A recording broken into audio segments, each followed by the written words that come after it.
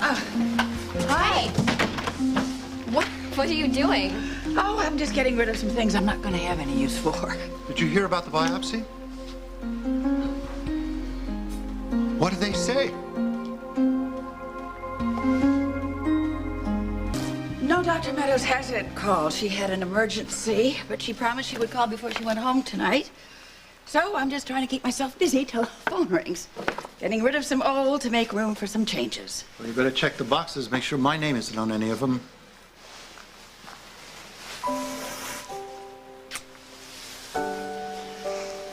Mom, when you say changes, do you have anything in mind, or?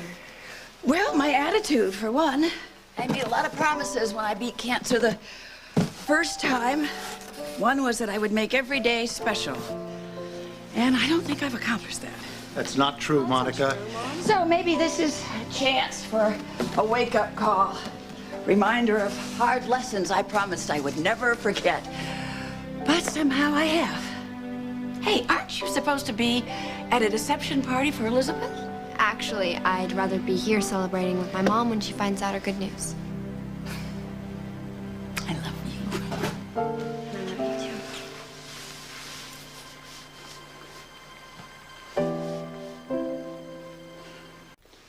Well, my closet is done. We can start work on yours, Alan. Oh, come on. We can't spend the evening like this. Fighting would be better. Fine, let's get this Xander thing right on the table, right out. I think Mom was kidding. Emily, dear, how is work? I don't think I want to make waitressing a career. Reginald! Never mind, I'll get it. Besides, I want to give very big tips. Very, very big tips. You know, while she's here, maybe we can talk some sense into her about this deviant. No. You are not to upset Emily and drive her out of this house. Not tonight, Edward. I need her here. In fact, I need my whole family. Even you. Mom, we have a visitor. At last, the prodigal returns. No thanks to you. Even though I'm in revolt against grandfather, doesn't mean I've left a family. I'm here to support you.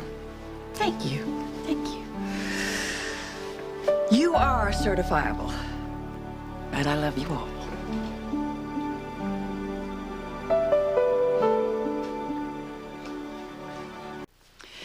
Thank you all so much for being here. You have absolutely no idea how much I needed you. Has Dr. Meadows called you? No. Mm-mm. You know, I should get a camera. How many times are we all in the same room without having an argument? Well, stop debating about the thing. Go get it.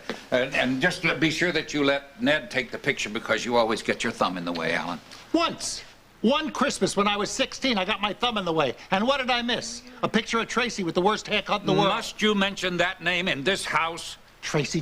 Oh, Alan, now, don't do this. Sounds like an Put a argument. sock in it. I haven't finished You it. know, Tracy. always do this. Just to... If you wouldn't come over here and insult me, I wouldn't be bothering you.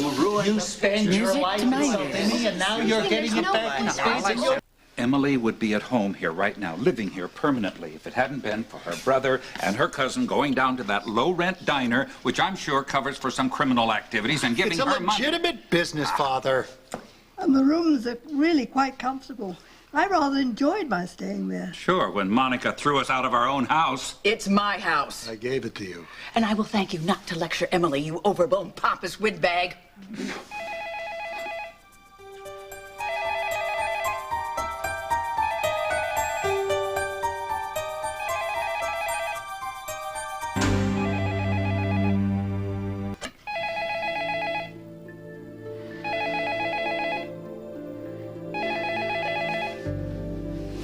Would you like me to answer? We don't know if it's the hospital. It could be anyone. Don't pick it up, Edward. Let Monica do it.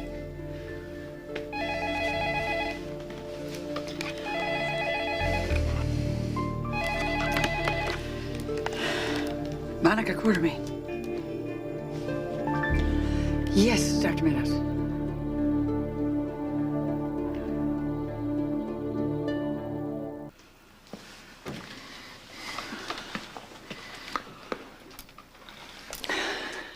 I'm fine.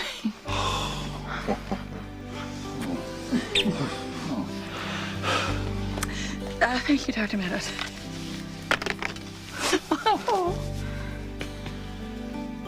does this mean you have no cancer? The tumor is benign. Thank God. I mean, I still have to have it removed, but there are no malignant cells. Oh, Monica, darling, that is wonderful news. Okay, can I tell you how terrified I was? Well, I was a little scared myself. I gotta tell you, this has been the longest day of my life. Do you guys want some time alone together or something? Oh, no, nonsense. The whole family's here. We'll celebrate together. Yeah. What do you want, dear? Oh, actually, just what I have right here. My family. I was really working myself up to a state waiting for that phone to ring, and all of a sudden I realized that all you guys had rallied around. I love you so much. That settles it. Reginald, bring some champagne so that we can toast Monica's good bill of health. Look, I have to run. I have some calls to make, but I am so happy for you. Oh, thank you so much for coming over. Thank you. I should take off as well. No sense in celebrating by getting into another fight with grandfather. Your grandfather won't be fighting AJ. Isn't that right, Edward? Of course not. Why does everyone insist on painting me out to be an ogre? Because you are, dear. AJ, could you just stay around this once? I would like to propose a toast.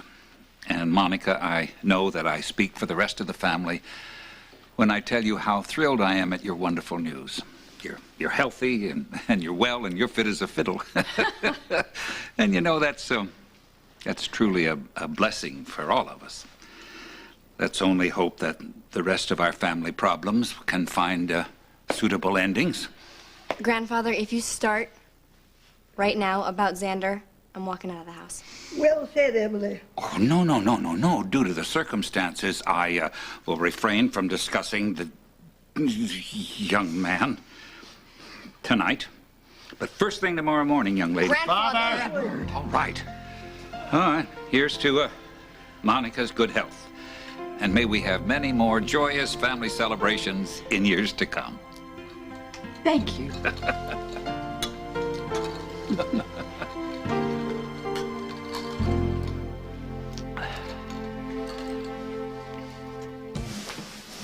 You know, I was just thinking, the view of the stairs hasn't changed much, but everything else has.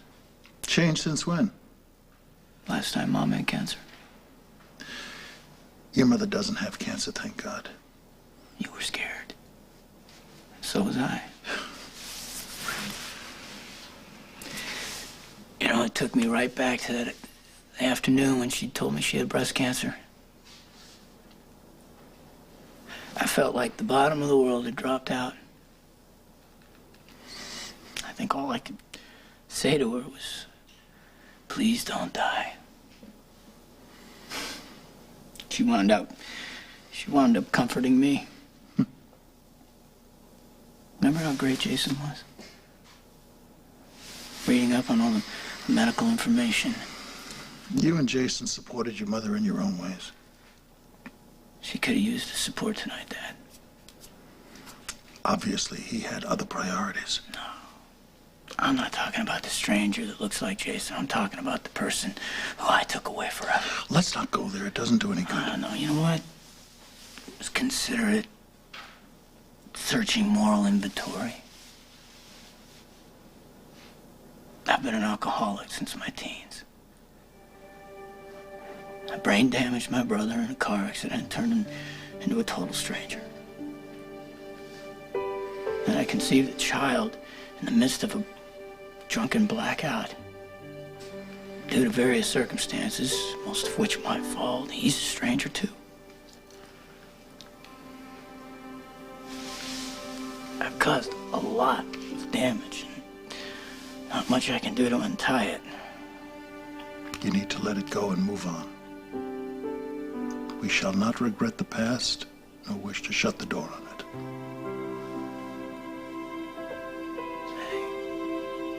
Maybe you're right. I have lived a long time in the past. It's let me hide from reality, you know. Kept me from taking things seriously. But now I've lost an amazing woman because of it.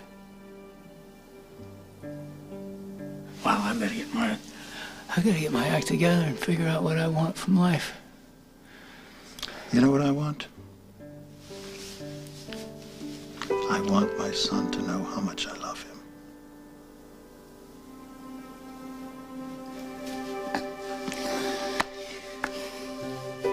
I feel exactly the same.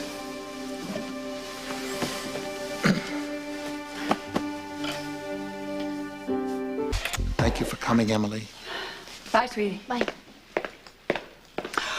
Well, this day turned out a lot better than I ever expected. I got a clean bill of health and my whole family. It was close to perfect, wasn't it? Oh, it was perfect. You know, despite the mistakes we've made along the way, you have 3 children who really love you, Monica. I'd say that's cause for celebrating right there. I have a confession to make. What's that?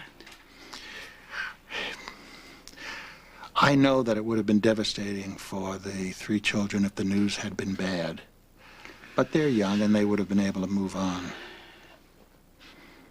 But for me, the idea of being without you, living without you, is so empty, is so incomprehensible. I couldn't do it. Well, you won't have to. Do me a favor. Don't scare me like that again, okay? We now interrupt this. Don't scare me like that again, okay? I will try not to. Now, I would like to celebrate being alive.